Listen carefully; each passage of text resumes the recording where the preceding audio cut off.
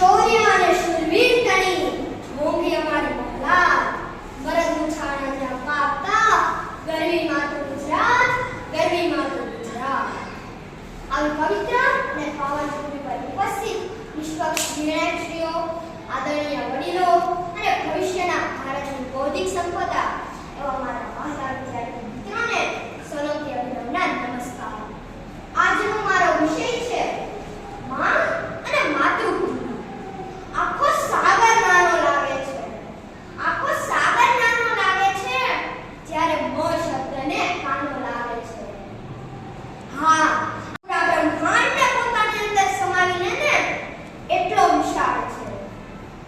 એમ કહેવાય છે કે ઈશ્વર બધે જ પહોંચી ન શકે એટલે ઈશ્વરે માનું સર્જન કર્યું છે. અને માનો પ્રેમ પામવા માટે તો સ્વયં ભગવાન વિષ્ણુને પણ કૃષ્ણ બની માં દેવકીના કુંઠે જન્મ લેવો પડે અને માની ગોદમાં રમવું પડે. માં આગળ તો આખા બ્રહ્માંડના સર્જનહારે પણ રમવું પડે. માં પ્રેમ ત્યાં કરે કરુણાની મૂર્તિ છે. આખી દુનિયામાં જો નિસ્વાર્થ પ્રેમ શોધવા જઈએ ને તો કદાચ માં સિવાય બીજું કોઈ ન મળે. માની સરખામણી તો બીજા કોઈ સાથે ન થઈ શકે.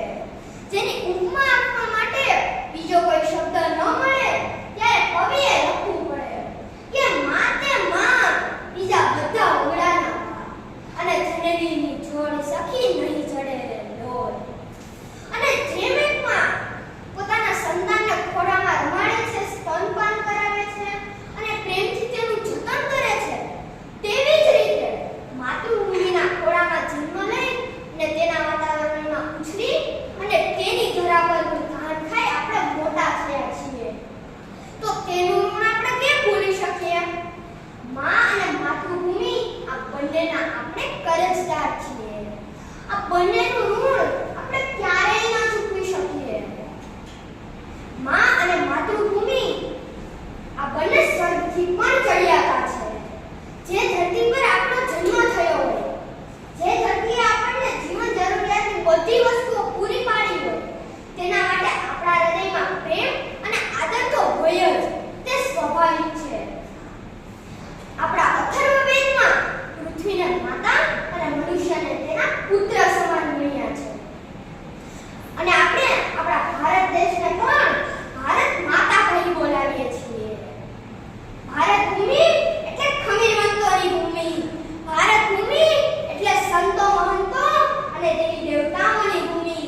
ભારત ભૂમિ એટલે અમર શહીદો અને વીર સપૂતોની ભૂમિ કે જ્યાં ચંદ્રગુપ્ત મૌર્ય, સમ્રાટ અશોક અને ટીપુ સુલતાન જેવા પરાક્રમી રાજાઓ થયા છે. આ અબ્દુલ કલામ, સુંદર પિચાઈ અને અજય બંગા જેવા અનેક વિદ્વાનોની માતૃભૂમિ છે.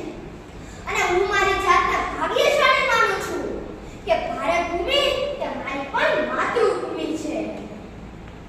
કારણ જો આંગળી કપાય તો લોહીની ધાર નીકળે.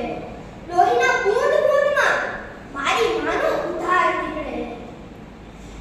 7 જન્મોની સગડી પૂંજી લગાવી દઉં ને તોય મારી માં મારી લેણદાર નીકળે.